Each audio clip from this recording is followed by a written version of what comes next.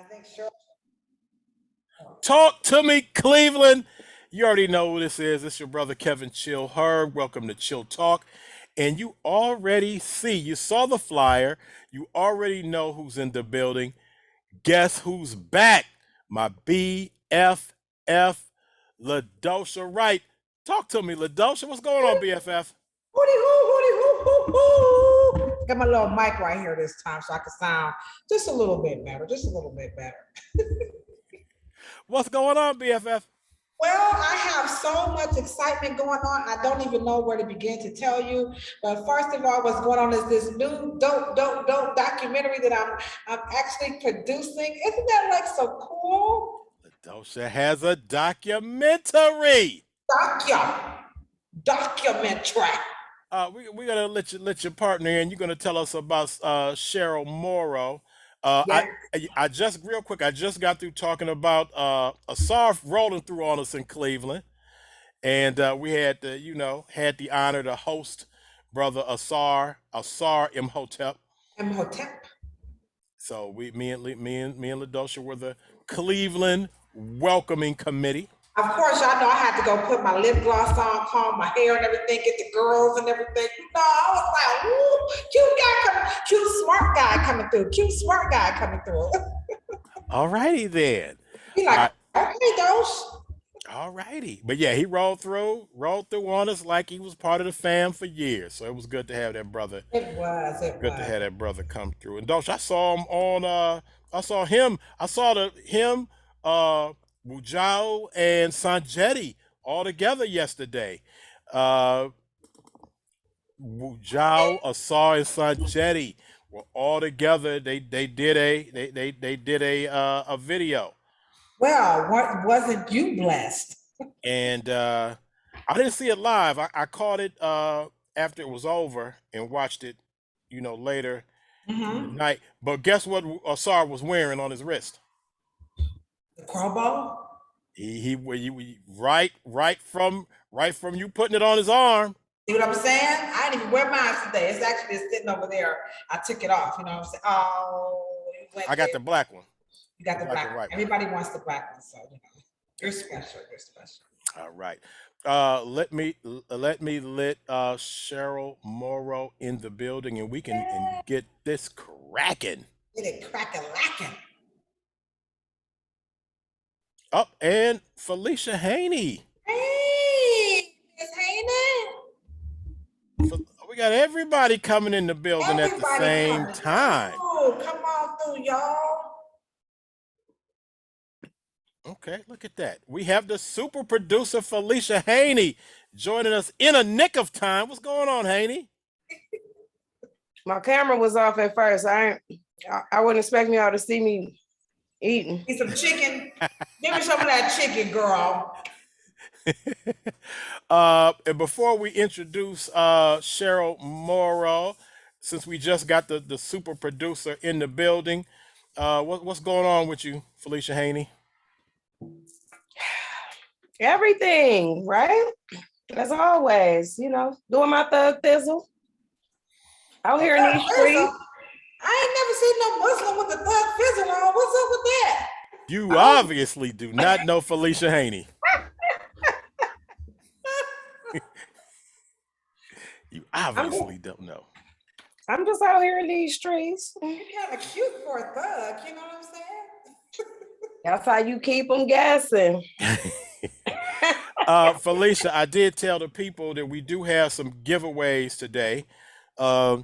We have at least 2 free car wash giveaways at the car wash on Northfield Road or on Warrensville Center Road. You can get a free, courtesy of Chill Talk, get the car wash. And this is the hit right here. If you want to go to Bluefish Aquarium, we can hook you up with a free goldfish.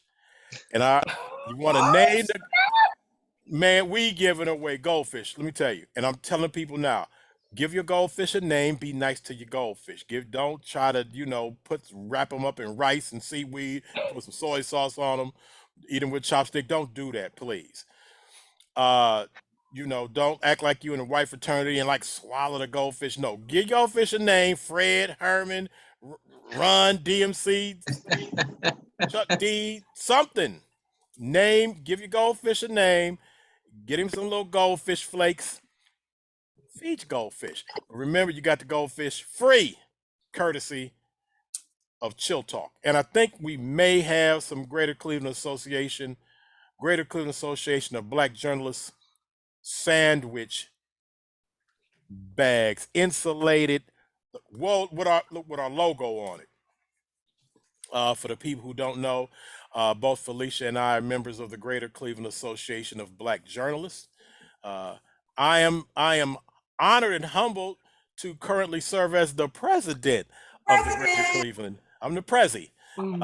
And also look out for 2025, our national convention, the NABJ National Convention will be coming to Cleveland. So also keep 2025 on your calendar. So when we get into what we get into, we're gonna have Ladosha and or Sister Cheryl Morrow give us a question on how we're gonna give away the sandwich bag, the free car wash, and of course, the goldfish. I might need that goldfish. We giving away more than one, Felicia. You already know you got your free goldfish coming, but My niece just had a service for her. She had a beta. Okay, well, see, we got one in the chamber for her. We got a replacement fish. All right. R.I.P. Sam. There you go. All right, but let's get this cracking. It's always an honor when we have my BFF Ladosha in the building, and she always has so many good things going on. Everybody, she's no stranger to Chill Talk. She's probably been on Chill Talk more than any other person. 100 times. I think it might be a tie between her and Johnny Dent, but yeah, no, for sure. Ladosha, she's no stranger to the Chill Talk audience, and she has something very special, enlightening, and progress, and she brings to us this sister right here, man. I want you guys to, Ladosha, introduce who you have here. Tell us what you have going on, because I remember when it was in the embryonic stage. And now, man, it is just this fantastic thing going on. Oh yeah, keep going. I gotta go get something right quick. Keep going. Man, if you don't hurry up and get back over here. While she's coming back, Sister Morrow, and we want to make sure we give you your full introduction. I saw the clip when you put that on Ladosha the other day about the deep what was it, the bag, if you wear the plastic around you, and then you hit it with what, man, that was woo. And Ladosha fell right into that one. I'm gonna start her off. Everybody, if you don't know about hurt 'em bad, used to be a famous word. Remember that? Hurt 'em bad. Hurt 'em bad to be a famous word. I'm gonna call her hurt 'em bad. All right. No, seriously. I call her the unapologetically brilliant Cheryl Morrow. Thank you. Those of you who do not know who Cheryl Morrow is, she is a hair scientist. She's a cosmetologist, hair chemist. She is an editor at large, an editor in chief. So Chill, you definitely want to make sure you connect with her after the live, because you guys are definitely, professional mates, if you will, in the spirit of journalism and so on and so forth. But to me, everyday her stylist, she is the daughter of the one and only, the person who really inspires my excellence, the author of this book, 400 Years Without a Comb. He is the originator, the creator of what you guys commonly call the Jerry curl, but it truly has a history. The California curl, the pig, mass producing the pig for us, making it able, making us all whoever in the armed forces able to be able to get their hair cut, their beard and everything, their facial hairs, everything cared for properly. So as a matter of fact, any and everything that we have done in this modern day times when it comes to altering our hair, beautifying our hair in all its various modalities, whether you have one strand or a million. The reason why we can do it today is because of her father.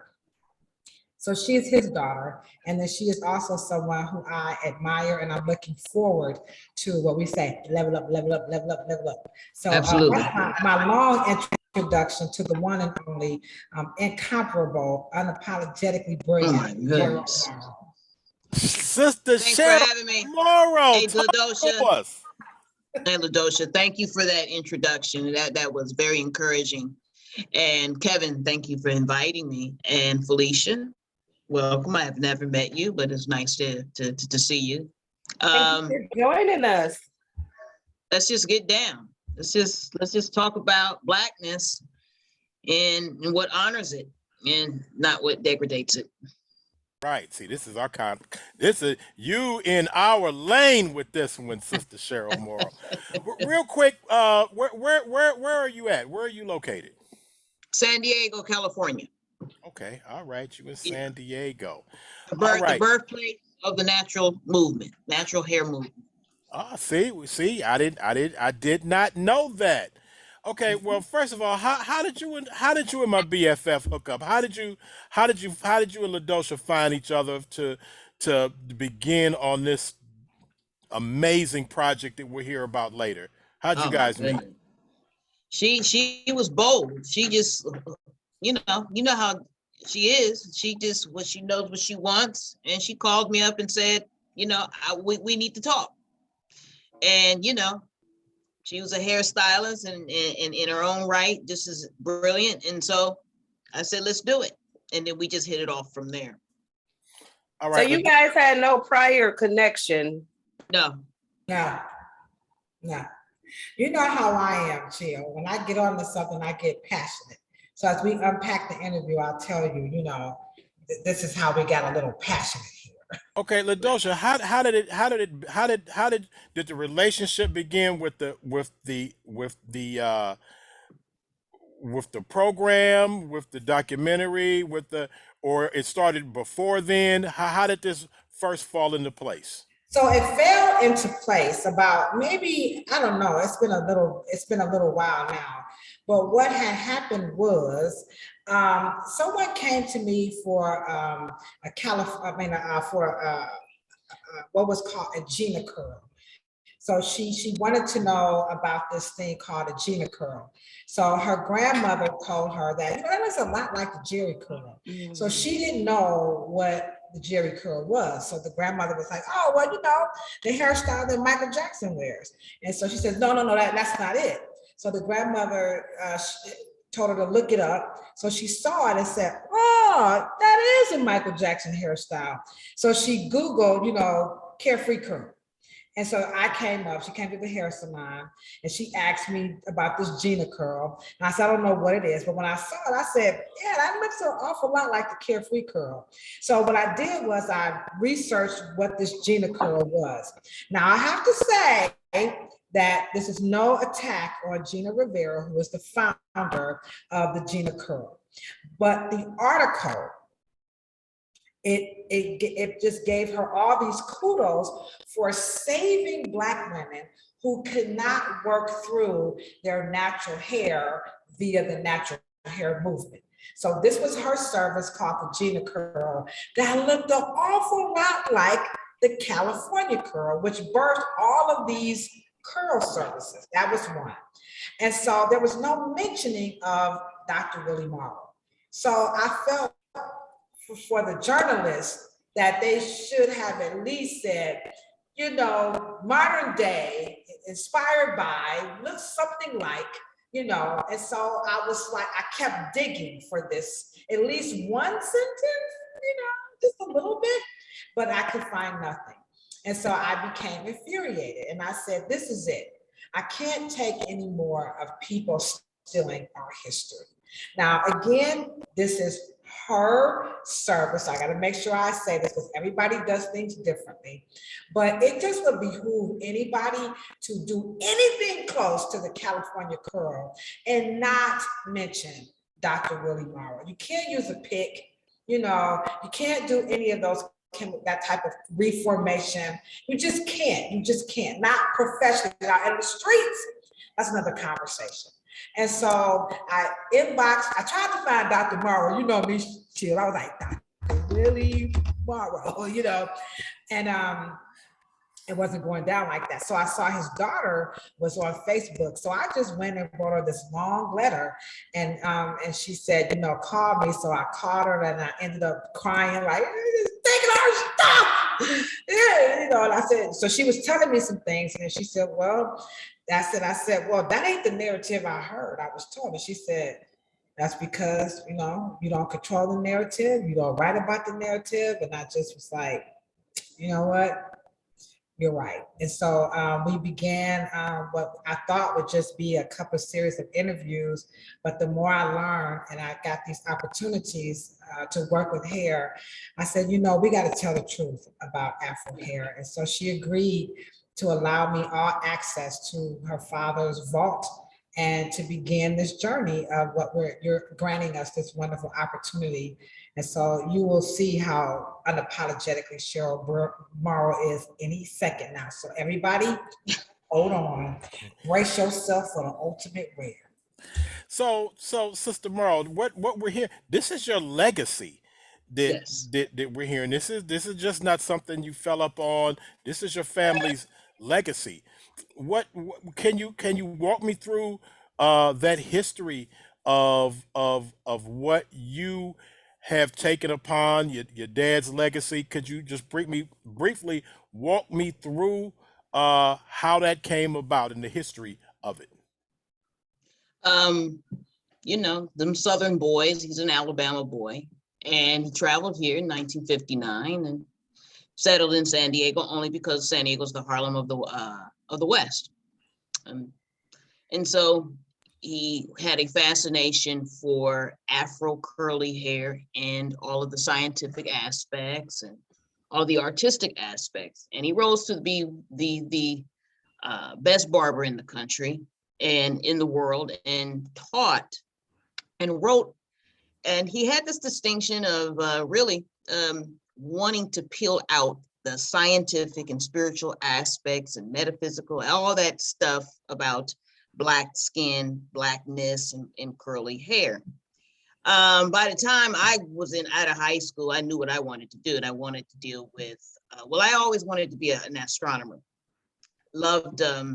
Loved planets and all that stuff. So I was already inclined to do exactly what he was doing. But I will say that technology and chemistry and biology and dermatology and all that stuff, it just came easy to him. It just came easy. But one distinction though, Mr. Morrow understood that there was no other science but Afro curly science and skin, and then every other science. And then by the time I grew into, and I left San Diego and lived in Harlem for 19 years, and that was miraculous, as one can imagine.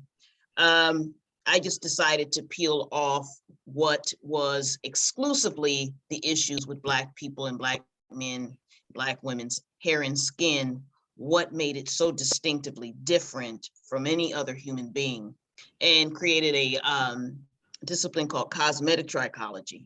And then, of course, I mean, teaching history is obviously, because I heard all the stories, and being born and bred in one of the richest industries for Black people, you get to be family members with all the greats. And because there was only Johnson, Dudley, Bronner, Cottrell, the Johnsons of Ebony. Most people really don't realize that John Johnson was in hair care, not really Ebony and Jet.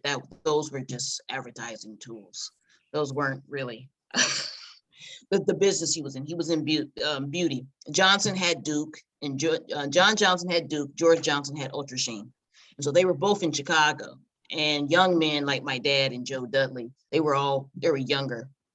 And they came under S.B. Fuller, which is a whole nother story, Kevin, you know, that great lineage I mean, it just keeps getting so rich and great. Annie Malone begats Madam C.J. Walker. They begat M.S. Gold Young, and then S.B. Fuller begat George Johnson. I mean, it just gets richer and all interconnected, by the way. But I just decided to, well, I was at a conference, and one Black young lady just stood up and said, if Mr. Morrow created and Black hair care was a multi-billion-dollar industry, where did the kids go?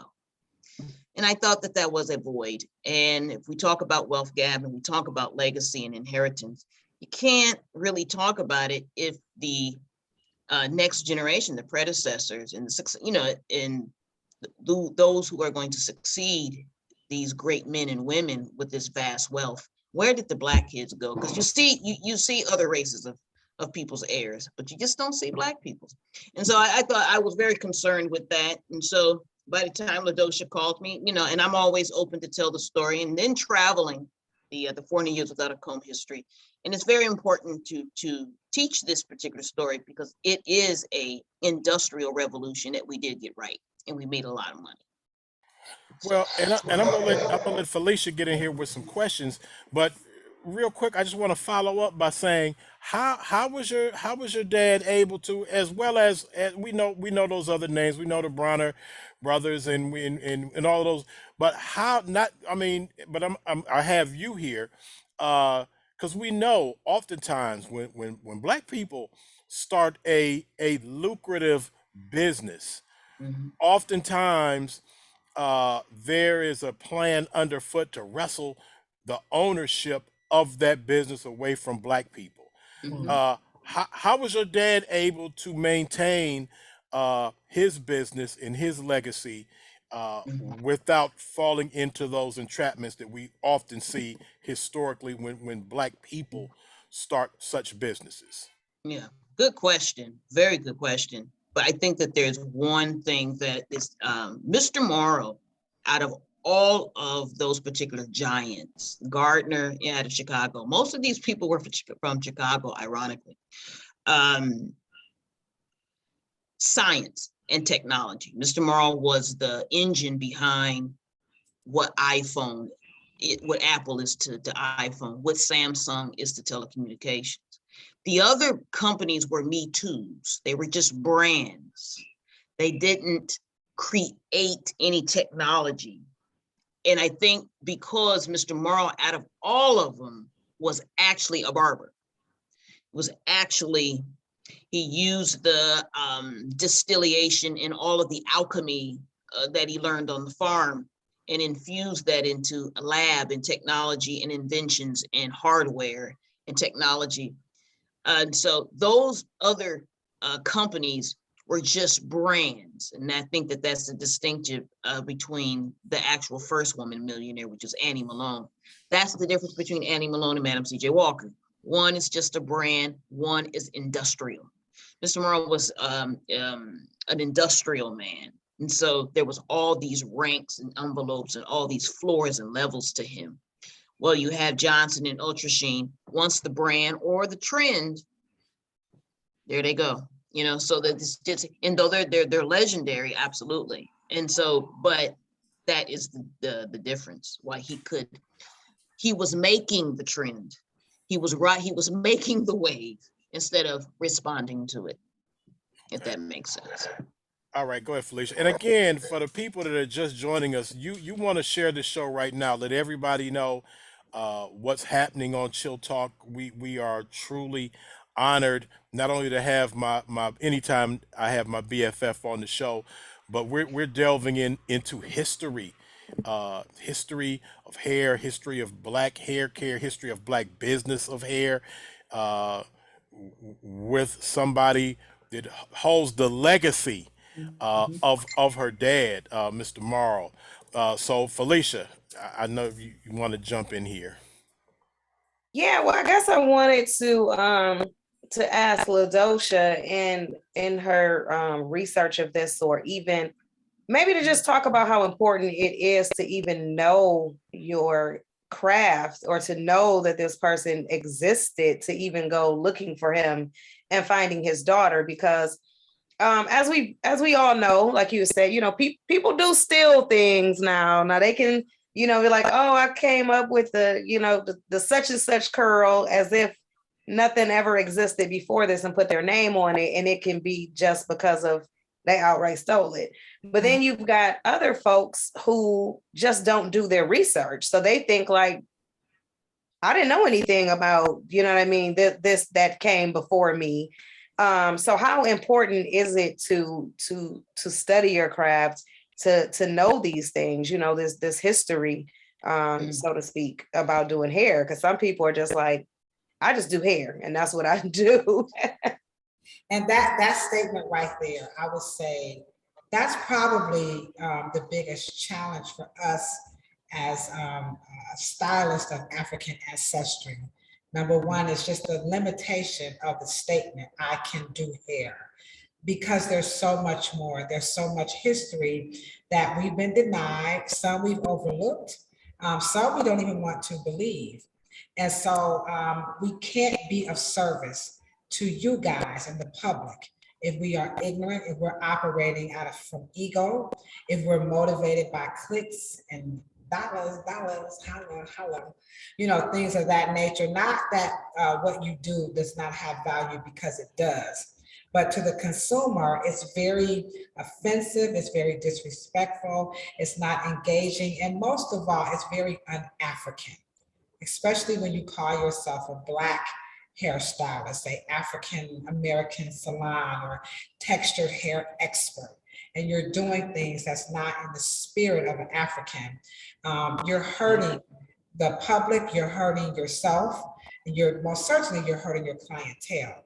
And so we need to help our people, and we can't do it without putting things in its proper place and context from the people who actually made it possible for us to be able to even work as licensed technicians to do what we call upsell. A chemical service is a upsell service, a color service, treatments. These are things that we add on to build our incomes as professionals. And when we prostitute them to the public as OTC, we devalue, we bring it down, and we eliminate who the people are that made it possible. So for me, I couldn't just keep saying that. I needed to have something to, back it up. So I had to do the KRS One thing. You want to hear a fresh rhyme? You go to the source. You got to go to the source. I can't say this myself. So that article, it really bothered me. It really hurt my feelings, and I just couldn't take it anymore that we keep saying Jerry curl. Who the hell is Jerry? Does anybody know? Has anybody ever seen a box, a logo? I mean, and I knew this coming into the industry, and I was guilty of it too, but ignorance that's only going to go but so far. So that was it. That was the straw that broke the camel's back. So I'm honored to be working alongside her. She is the authority when it comes to Afro hair care, because as you heard, she was there. These other people are just self-professed, they're autodidacts. And we, like she said, we cool. We ain't trying to compete with them, because they have their lane and they need to be there. They don't need to be erased. They just need to have more information. Absolutely. Well, and I wanted to add something that the sister Morrow brought up. She described her dad as a scientist and a chemist.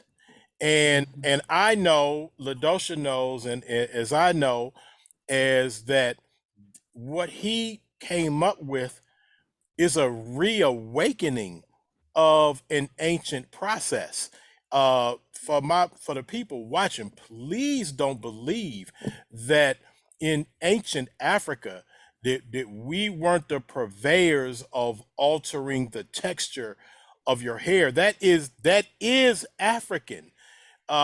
So in this incredible process that your dad rediscovered from the ancestors, how important was it for? I mean, you said he was a barber, but you also used the word alchemy. You use we dropping some powerful words in here, and so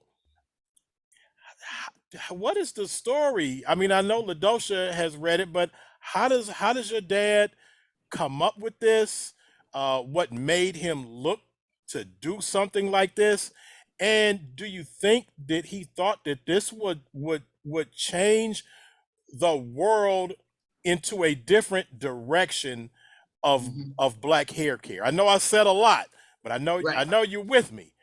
right. Uh, all right, come back to me, sis. Well, let me just say, let me just start here.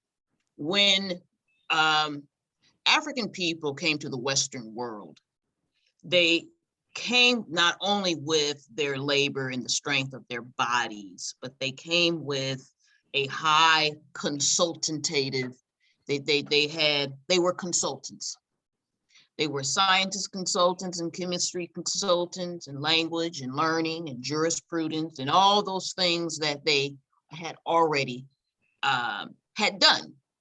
And so one of the things that Mr. Morrow understood is that Black people are alkaline people.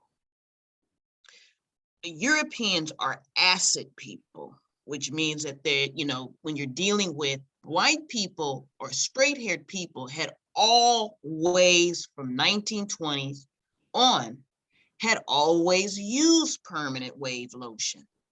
It was not anything that was new.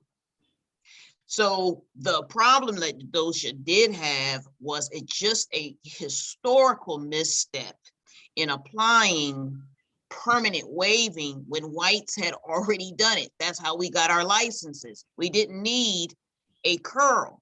That how Mr. Morrow came into contact with it when he was at the Pentagon.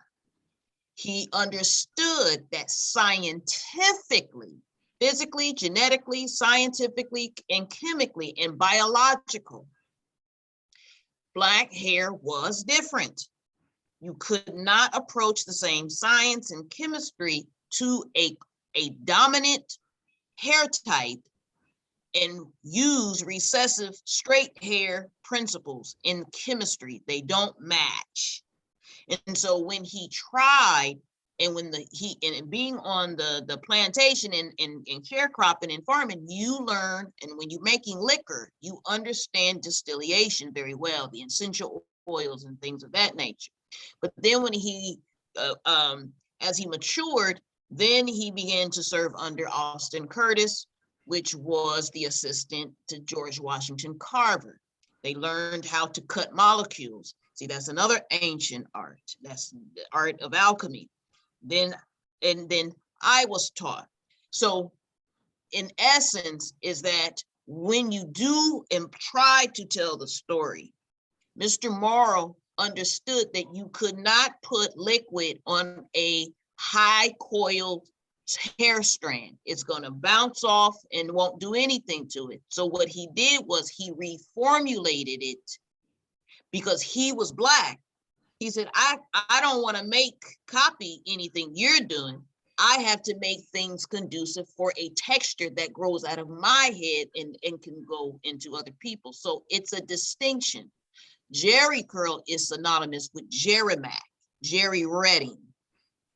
But he had already had permanent solution because that's what they used in Hollywood in 1920s. You never saw a European wear hair straight on their shoulders up until 1972.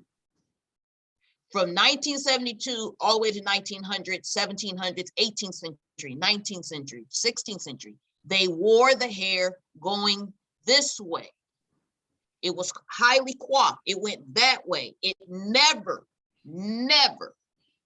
even into so Europe had way more longer history copying Black people's hair instead of Black people straightening. Black people didn't really straighten, but 30, 40 years. I mean, it's not a really long time in history, but the coif and wave and coil and I tell most people, why would Europeans need to make curling irons if they were so busy wanting straight hair? Because in the 18th and 17th and 16th and 19th century, they're trying to get hair like you.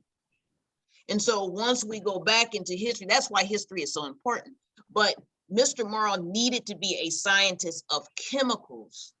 He needed to be a scientist so you can manipulate. You use the word about, Afrocentricity means for you to manipulate, to change your identity, change your look. And because Black people's hair is so dominant, and it's a dominant genotype, that's a whole nother story, but it's dominant, which means that every other first or second, third person on this planet has some form of curly hair. It's a dominant prototype. And so, that's what made him just want to just completely focus on that. And there are certain things that, unfortunately, like Ladosha says, things get mythological, they get distorted. And, and someone that was there, and let me just be clear, it's very important to correct the history, Felicia, Ladosha, and Kevin. One of the reasons why it makes me very, it's important that this particular correction of history, because it's connected to capitalism and economics. And that's very important, because if I can duplicate my childhood, I drove at 15 years old, but I didn't buy gas until about 26 years old. I never knew what the gas prices were. And that's because of the wealth and power and inheritance, that money, that hair and beauty and afro and combs and science and products. That is how, at high school, I drove expensive sports cars. In the whole life of why this is so important, there are a sector of Black children of these families that lived a 1% life. And so, but the point is that these men were very from the South and from very small means, and they built these empires, and to let it die and to not be able to tell it, and there's so many principles behind it and so much rich stories and information that that's why I took her call and just said, let's tell the story. Let's tell it. And boy, am I thankful. I'm just beyond thankful. Chill, you're on mute. But I want to hop into the film part really quickly. So, Ladosha, when you first reached out, were you reaching out with the intent to do this film right off, or was this something that came about after you all developed a relationship? It came about after we developed a relationship. So I was awarded a grant from the Neighborhood Connections, and this was for the Ubuntu Hair Love Project. And inside the Ubuntu Hair Love Project was unfolding of this yearning and this pain with their hair. And most of it is really out of ignorance and misinterpretation about what beauty is or isn't for those who have Afro hair. My texture isn't as froey as Kunta Kinte or LeVar Burton's character. So it is the Afro textured hair people who are feeling the brunt of the natural hair movement, protective hairstyles, the 4C, this stuff is hurting our people. It's costing them money and time. These locticians, these natural hairstylists, they are hurting, not intentionally, because they don't know either. And so I can't, in my right mind as a cosmetologist, but I'm really a social scientist. I'm really an outreach worker at the core. That is who I am.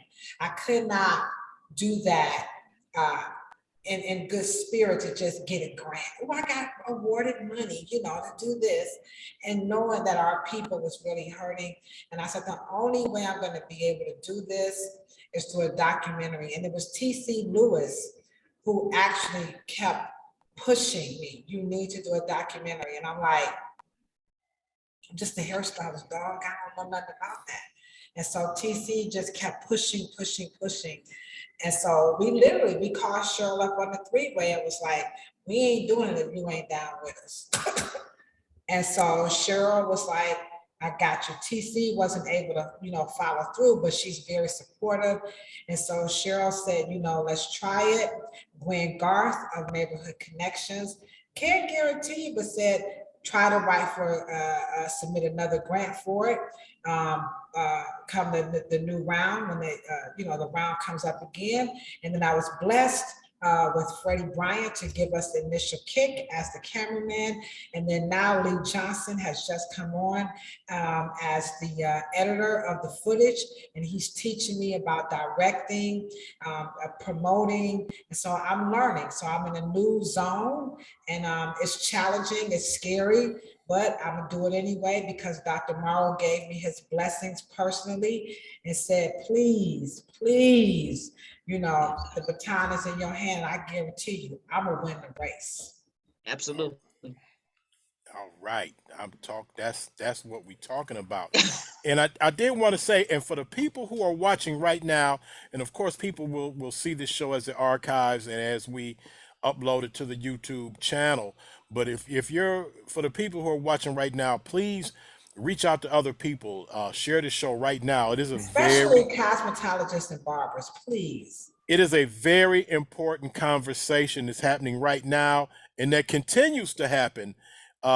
Thank you to these two and many other people associated. And when Ladosha told me that she got the grant and she was embarking on this documentary, I already knew that it was going to be something special. I didn't quite know how special it was going to be, but this is, well, Dosha, how did you come up with the name Ubuntu? How did the formulation of what this is becoming, how did this come about? I hate to keep saying it, but Cheryl. But I'm telling you, I mean, I'm so serious. I'm not,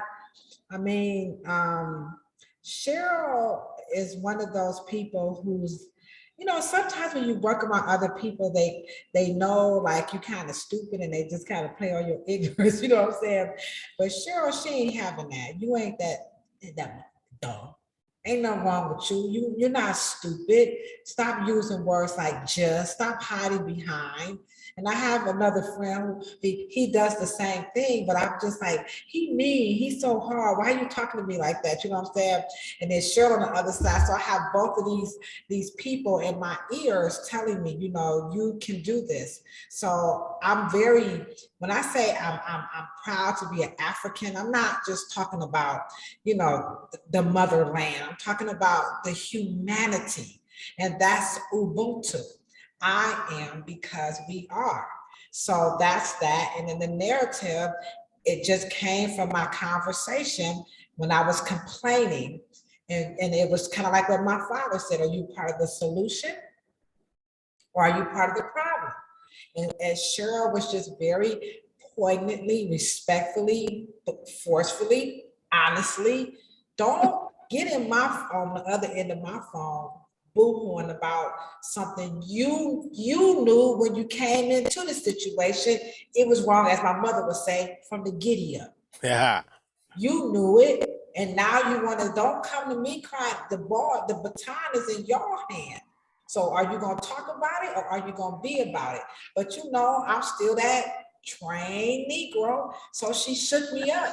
And so the narrative came from that conversation that she said, we don't control it, we don't write about it, we don't talk about it. So what you gonna do? Because I did, man. I'm gonna help you out, homegirl. But if you drop this one, it's on you. So I said, okay. So the narrative just seemed the right name to just call it the narrative. And what we're talking about is the truth about Afro hair. We need to tell it like a TI is. We cannot continue to allow Milady's Book of Cosmetology to tell our story. She got it wrong. She tried. You know, she gets an E for effort. We're not knocking cosmetology school, but Dr. Morrow has made it abundantly clear that Afro hair is different. And so we need to study it, and we need to invite the entire African American or anybody who wants to work with that texture of hair to join us. And we need to do what? Change the narrative, help us change the narrative where we're not saying stuff like nappy hair, our hair is difficult to manage. Well, you didn't even give us a comb, people. Come on, y'all. Stop. We got to cut this stuff out. Stop telling our kids. We don't want our kids growing up with this, not this new generation. So, so Felicia, that's how those came out. That's that's the truth. Okay, and I know, and I'm gonna let Felicia get back in here because I got all these queens up in the building, and I'm odd man out up in here. But I what I do know is, especially with sisters, with black women, they have a different relationship and outlook, and are impacted by the relationship they have with their hair, historically and currently.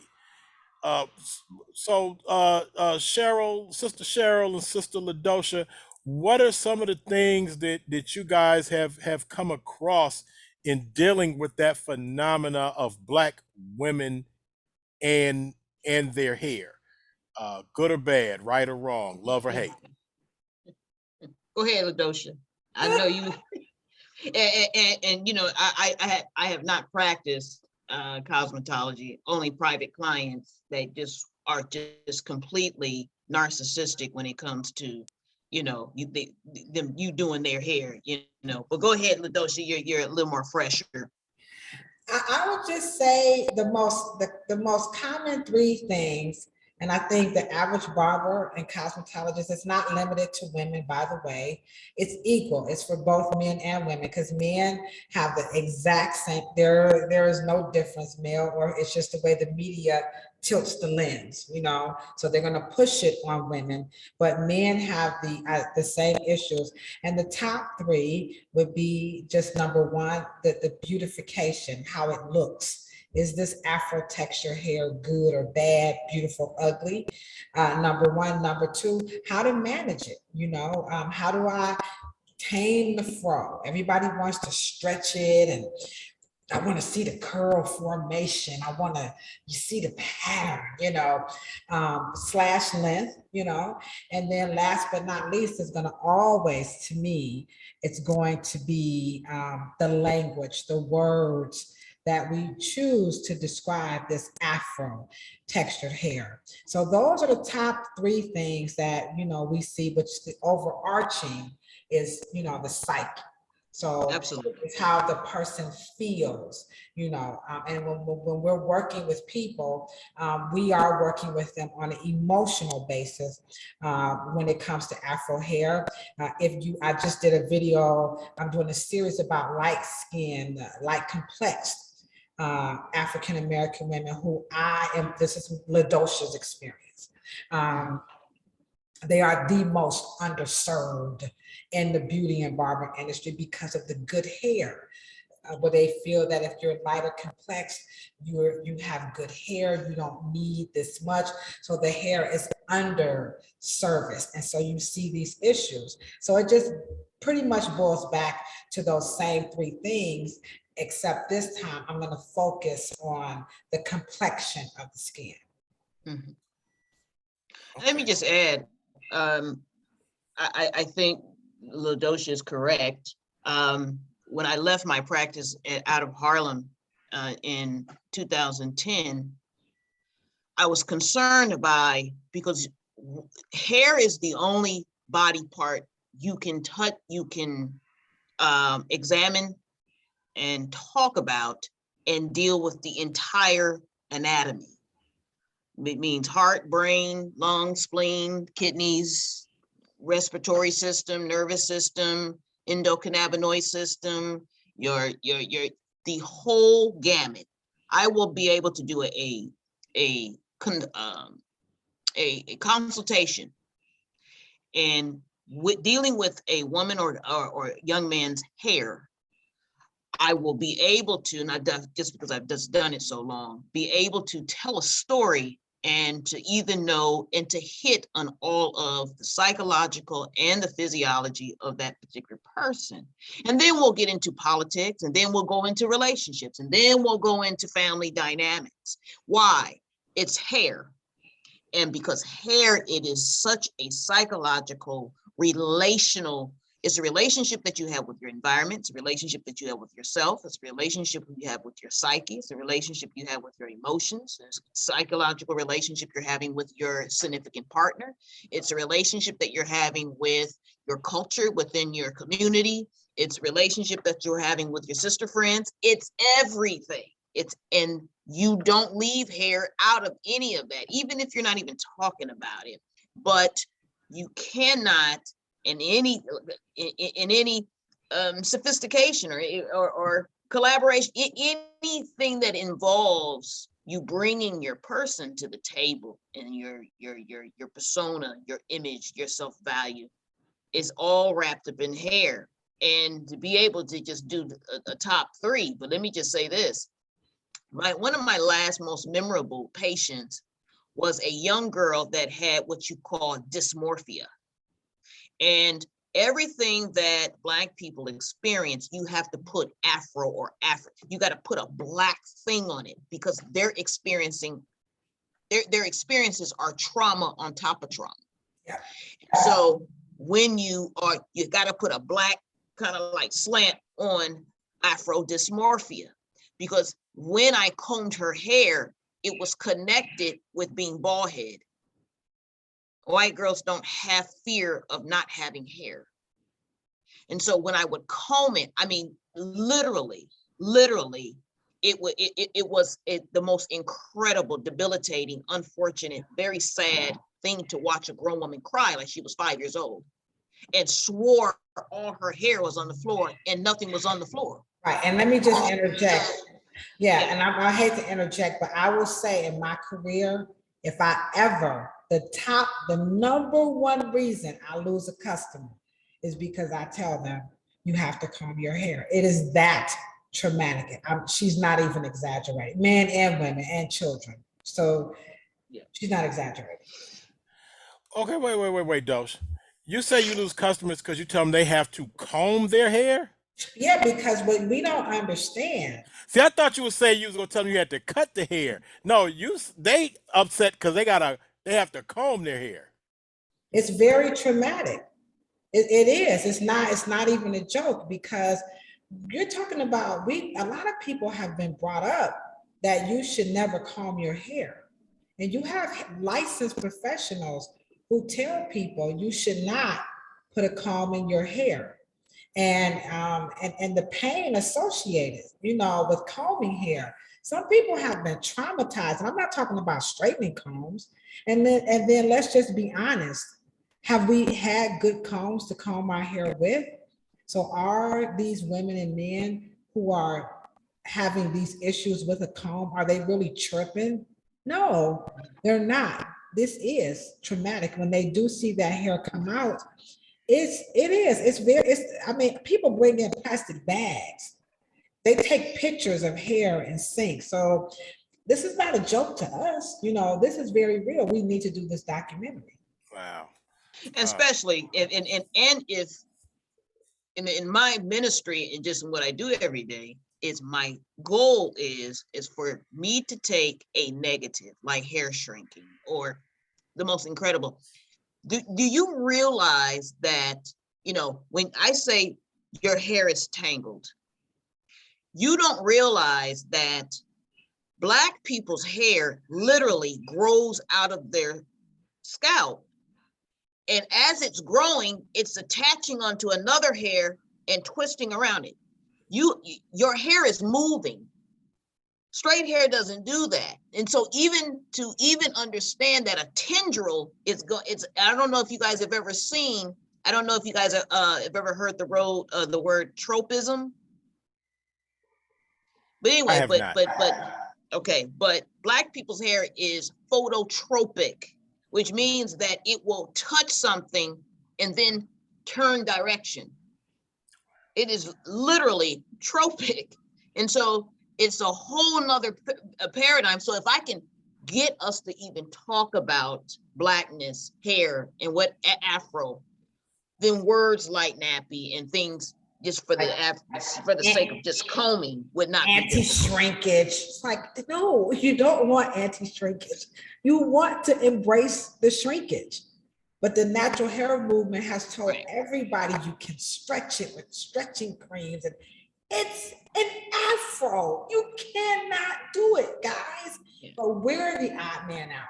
And you and Felicia, we appreciate you guys from the bottom of our hearts, because you are the first to give us this platform to be pure and unadulterated in our passion, because there is a simple solution. We know it's not going to make people feel better, but we guarantee you we're going to be here along the journey, because we know we're not the only ones. There are other barbers and cosmetologists who have this information too, but we're outnumbered and we're outgunned. So we appreciate you guys so much for giving us this platform.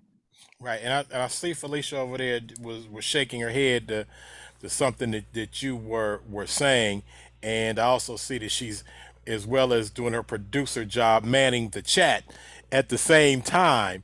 But I don't know if she heard you say something that she wanted to comment on. Well, actually, there's a couple comments from the chat. Zenobian says that hair tells a story, mentally, physically, and internally. And someone also asked for you guys' contact info. So maybe now might be a good time if you can tell people how to get in touch with you, where they can follow you on your social media platforms, how they can keep up with this film, actually, because that was going to be my next question, is where are you in the process of this, and where or when should we look for it? So we are both on, all the social media platforms. You can just Google Cheryl Morrow or Ladosha Wright, and I always say you'll find everything except my baby daddy, okay? But that's the easiest way. The Ubuntu Hair Love Project, we do have a Facebook fan page. And so this is the very, very beginnings. So again, I'm new. So anybody who want to help a sister out with this project, we're open for help. So we are at the very beginning of it. But we aim to have this pretty much wrapped up and ready for you guys to look at around November. So we have some more interviews to go. We're going to be interviewing Mr. Lorenzo Thomas, who's going to talk about the 9 Ether hair. We're going to have Brother Uncle West from the Amin Ra Squad and the Pseudo Killers. Chill is going to be a part of the documentary. So we have some wonderful, wonderful people who's going to be featured in the documentary. We're definitely going to go out and interview a lot more Cleveland hairstylists. Denise West, a cosmetologist teacher out of Shaw High School. So we are interviewing Waverly Willis. We're going to interview Waverly Willis. So we're going to be coming to you too. You know what I'm saying? So if you're out there, you want to be a part of it, again, you can reach me right here on the social media platform. You can, like I said, Google Ladosha Wright and Cheryl Morrow, and we're going to come up. But the Facebook page is where we started it, but we're working on a landing page and so much more. All right. That's my man Waverly Willis. Big ups to Big Wave. That's my man. And of course, Unc banging Bobby West, Unc West. Glad that you were able to make that connection with him. Felicia, before we get too far to the end of this, how do you want to give away the car wash? You want to package the car wash with the GCLABJ sandwich bag and the goldfish? How do you want to do this, producer? That's a very interesting combination. We can give it separately, or we can put it inside the bag. The goldfish to the car wash in the bag. I thought you had you wanted these ladies to present a question. Okay, so if one of you can give us a question to our audience, and well, I guess what I was asking Felicia, are we giving away all 3 things together? The goldfish, the car wash, and the sandwich bag? I Zenobia mean, we said I'm in. There's people ready for the can. question. They ready. Let's They ready. go. Shan already said he want that goldfish. You're silly. All right, Ladosha. Okay, now, oh, Cheryl. Okay, first of all, now you know in Cleveland, your name would be Cheryl. In New York, it would be Cheryl. So is it Cheryl that rhymes with Pearl or Cheryl that rhymes with Carol? Girl, the pearl, the girl of the world. All right. Mrs. Morrow said Cheryl. Cheryl. And the Alabama people got a Boston thing going on that they don't even pronounce the R's. So it's Shell. Damn. Okay. I can see that. I can see that. I can see that. All right. Okay. See, now why did people talk about is it a live fish or the chips? No, this is a live fish. The fish is the free goldfish is courtesy of Blue Fish Aquarium. Or as I heard James Brown say one time, aquarium. And he was shouting out a zodiac sign. I was like, what zodiac sign is that, James Brown? But anyhow, so Ladosha or Cheryl, you want to give us the audience a question? Felicia likes to make it hard on them, but you know. I got one. Okay, you got okay. What's the question? Oh, let's go. Let's go. Let's go. This for everybody. What was the original name of the afro? Oh. Sure ain't nobody go get that damn answer. Oh. We gonna see. Somebody. We out here. All right. Let me type it in the chat just to make sure. Felicia will be typing it in, but the question is, what is the original name of the afro? Is that the question? That's the question. All right. So we're looking for the first correct answer, because I know how y'all get. Y'all be coming up with all kinds of crazy answers and still want y'all's award with something that makes no doggone sense. So the original name of the afro, first person to come up with that answer. Man, I can hear people typing. Googling. Well, see, you know that's how they do too. So Everything I know Google. you right about that. Everything. And while people, okay, hold on, we already had some answers coming in. Okay, I don't know about that one, Felicia. Do you see that answer in there? Okay. Rashida Ali says, see, Afro is derived from the term Afro-American. I don't think there's that. Okay, Zenobian coming with an answer. I don't even know what that answer is. Pronounce that. Coot is K-U-D-H. K-U-D-H. Kunda? Kunda. I don't see it in. Shan said Afro is a white man's term. Okay, well, Shan, what's the answer though? I don't even know if Shan is able to win, but still. What is the correct term? Right, we want to know the correct term. My mama in there now. Come on, Mom. I see my mom in there. Trying to bring a brother down. What is the original name of the afro? Shan say Afro is the white man's term. We want to know the actual term, the brother man's term. All right, people had a lot of stuff to say. We had 2 shots. I don't think that was it. So we are still looking. Okay, hold on. Rashida just coming up. Rashida say Willie kinky nappy spiraled. Threw all the answers. Just threw a bunch of stuff out there. In one. BFF, go on, China. Tell them on China what you think it is. Shan say soul fro. It could happen. Cheryl, I don't think that's the answer. Cheryl, that's not the answer. Where's your soul fro go? The original name of the afro is the soul fro, not the afro, the soul fro. Come on, my mama, I see you out there. You had, come on, you had one of them joints. What'd you first call it? You ain't call it an afro. What'd you first call it? What'd you call it? All right, while we waiting for this, is always gets hilarious when people start guessing the answer.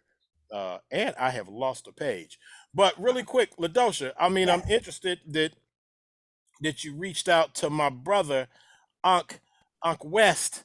What made you well, we know, Unc's background and what he stands for, but what kind of made you reach out to Unc?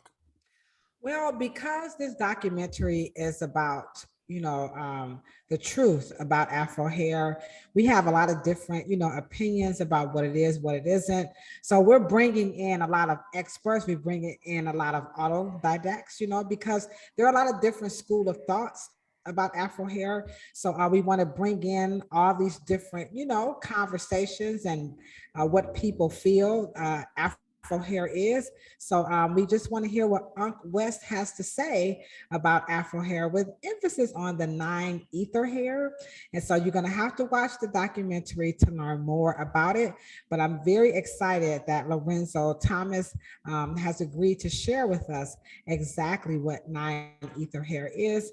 And so we're going to be able to unpack a lot of this newness and stuff that's going on that a lot of people may not be aware of. So we just want to, share the varying opinions about Afro hair. So I'm excited to have Unc West, to be a part of the documentary.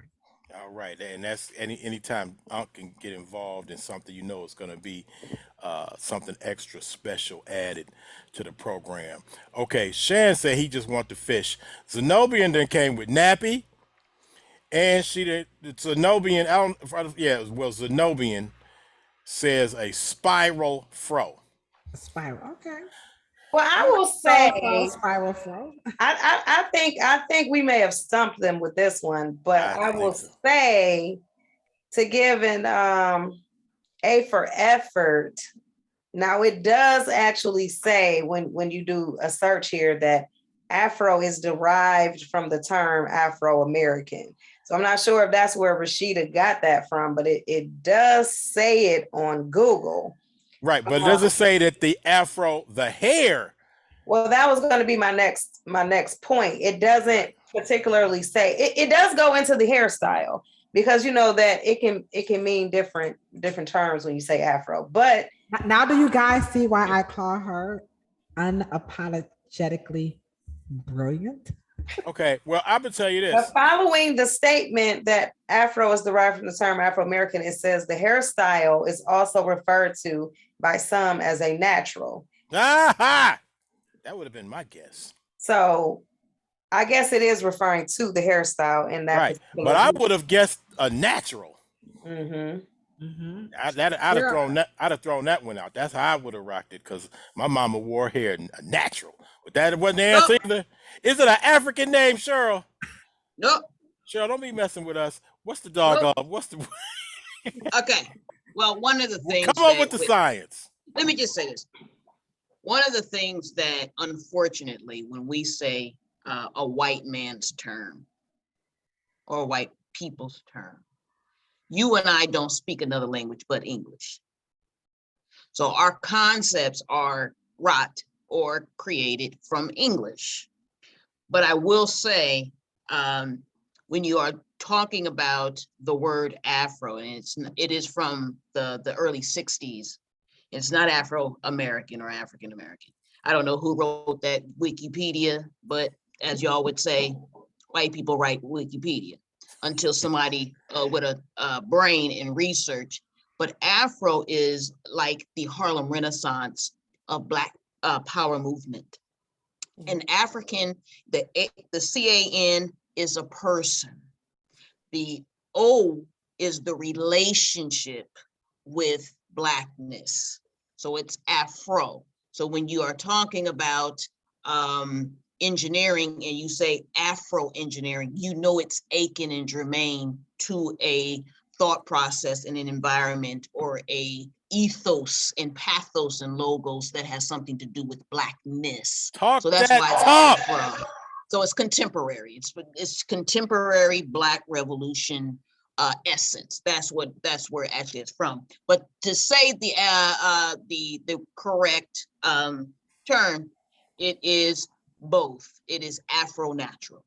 Ah, That's what it was. okay. Felicia, you was almost in the heezy with that, Felicia. No, I mean, I was saying that I feel like we should give it to Rashida because it does say, like, if you didn't know when you just did a Google search and that's what came up, that's what she's answering. So it was technically not correct, but I think out of the answers that we got, that maybe she would be the closest to our winner. Don't BFF. Go Okay. Rochina. Okay, so this is what we go do. So Rashida will get the combo, the lunch bag, the car wash, and the goldfish. But anybody who came up with any type of answer will get a free goldfish. Except for Shan, because Shan on here talking about, I want my fish, my grease is getting hot. Man, you ain't gonna cook Fred, Shan. I can't give you goldfish if you gonna throw them on the grill. Well, my cousin didn't follow the rules. Instead of putting it in the chat, she sent me a text that said, I love it. That said close cropped, so she wasn't right, but we'll give her a goldfish. She gonna get a goldfish too. We got an answer and a lesson. And an English lesson as well. Oh, wait a minute. Why is Zenobian saying she got it? When did she answer that? Okay, let me scroll back. See, there we go. Hold on. Zenobian said spiral fro. Zenobian said nappy. Okay. Zenobia, you cracking me up. Zenobia had like 12 different answers. Lady D, she's trying. Zenobia, you gonna get one goldfish for all those answers. Okay, now to get the goldfish, you go. Matter of fact, okay, Felicia, who won the combo pack? Rashida. Okay, do you know Rashida? How does Rashida get the combo pack? So they'll do the regular. They need to I'll put my email in the chat. And then you'll get it. Now, everybody else that won a free goldfish, you're gonna have to go up to Reverence Design Team. Go to Ladosha. You don't want all them goldfish up in there. Yes, we do. Okay, first of all, I'm not bringing the dang goldfish to the salon. I'm bringing the free goldfish card that you take to Bluefish Aquarium. Are you gonna have on some goldfish shoes? In my stack heel, yes. I'm in the old school pimp player. You got the goldfish in your stack heel. But no, Ladosha, I will give you the and the goldfish, the place, Bluefish Aquarium, is not that far from you. It isn't. It's very close. Yeah, it's very close. So that's a quick bam, get it, bow, go get Fred the goldfish. Boom, it's bam, up, 5379 Mayfield Road, Lyndhurst. That's right around the corner from Ladosha Salon. So how many? Well, Shan, he's questionable. Rashida, Shan, oh no, Rashida actually won the pack, right, Felicia? Right. Oh, Rashida is in the ATL. Oh, Rashida, you ain't okay. You can, by proxy, donate your win, unless you think ChillTalk is gonna ship it to. When you putting that goldfish on ice, on dry ice? We'll work it out. We'll figure out how we get it to you. We'll just she'll be back. She's coming back, so she can use it later. Contact Felicia. We'll figure. You know Rashida Ladosha? Yes, that's my girl from Atlanta, but she's coming back. So okay, well then we gonna get the pack to you. You can figure out how we go. All of that we sending to you, but I'm gonna sell it on eBay. Everybody else who won the goldfish, the free goldfish, I will bring the free goldfish card up to Ladosha Salon and make sure and say, hey, I won the goldfish off of Cheryl Morrow's. Okay, Morrow. Morrow. Cheryl Morrow. off of her question, her super hard, super soulful question. That was And beautiful. it was, and we got a lesson with that as well. Yeah. So the goldfish Y'all gonna learn today. will all go up there. My God. Hey, anybody who was watching this show, you can still share it. And even when you share it, it'll still uh, connect in to somebody else's page. But also look for us. I will immediately upload this to the YouTube channel, and it will be the newest thing on the YouTube page. So Did please, we get you guys' contact info? I know we talked about that earlier, but I don't remember. I think they just Hey, said that you Ladosha? can find them Yeah, we're on all the social media, under platforms. your If you Google names. us, yeah, if you Google us, yeah. And you can inbox us too on social media, but yeah. And let me just say this too, because I wanted to make sure that this is very clear. And I want you guys to see if you guys can Google. When you're talking about that word Afro, that's a good example. So I want you guys to Google this, and if you guys can study it, it's going to be well worth it. But when you look up the renaissance of a Chicago movement called Afro Cobra, sometimes you leave the O off and you make it an I, but the Afro Cobra movement has the most beautiful contemporary Afro art in probably 100 years. So you're going to get the most amazing art, real Afro kind of, the motif is real colorful and bright. It looks like Afrofuturism, but Afrofuturism, like most younger generations, they forget the past. And so, but our job is to bring them forward, back to the future, so they can go a little, get a little back and get a little forward. But Afro-Cobra is one of those movements of where that motif and that contemporary era of Afro-Renaissance in the 60s and 70s. It's really it's very sexy. I'm glad you brought that up. So it brings me to another point. And I'm definitely hoping that we can do something with this film with the Greater Cleveland Urban Film Festival. It is a Black film festival that happens here in Cleveland every year. And actually I'm the creative director for the festival, but our theme this year is Afrofuturism, Black to the Future. And so I'm so glad you brought up that point and that term so that we can also, make that connection while we're doing that. But I would love for you to say, did you say when the film was going to be ready? I know we are in September, and I think I saw your signage that said you're not doing this until November, but Yes. Yeah. September comes back around the following year or so. Well, if you got some early, well, she'll have a treatment. Put it that way. She'll have a nice treatment, because film festivals, they can be at least what, 5 minutes. Yeah, minutes, right? Yeah. It doesn't have to be a whole feature. Right, Ladosha? That's you'll right. have a treatment. I will have a treatment. Love it. All right. Making things happen once again on Chill Talk. Yes, and Felicia, I will be in touch with you. Can you also give the address to the salon that Chill is telling everybody to come bombard you at to get these Yes. The Reverence Design Team hair, hair salon. We're located at 2062 South Taylor Road, and that's in Cleveland Heights, Ohio. That's 2062 South Taylor in Cleveland Heights. Our telephone number is area code 216-321-1101. And you can always Google RDT Hair Salon. They're gonna be up there about that gold. They gonna want that goldfish, free fish. Man, Shan got the fish grease cooking and heating up. Tell Shan he is. I wish I would hear Shan cook one of them little goldfish. And that is the Cedar Lee area. For those of you who don't recognize the address right off, Renita, it's at it's near the Cedar and South Taylor intersection. Yes. I said Cedar Lee area, but Cedar Taylor. Yeah. Not far. Up the street from there, yes.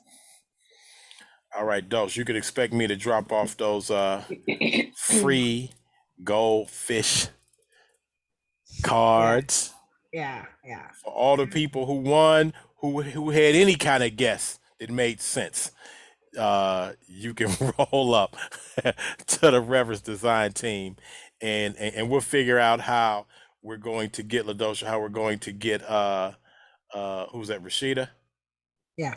How they're going to get the grand pack, where they get Well, sent. I will be seeing you soon to get my goldfish. Because your niece, she needs My a niece, re-up. she lost her. She just got the goldfish for Christmas. She done already lost it. He done got caught up in the filter. Oh, They didn't even know where he was. Sam was just missing. So they like, where is Sam? Did he jump out the tank? Nobody could find him. So I'm trying to sugarcoat it for her, like, oh, maybe Sam, went swimming or is in the swimming pool. She was like, my mom said Sam is dead. tell her Sam turned gold. It was a beta. Oh.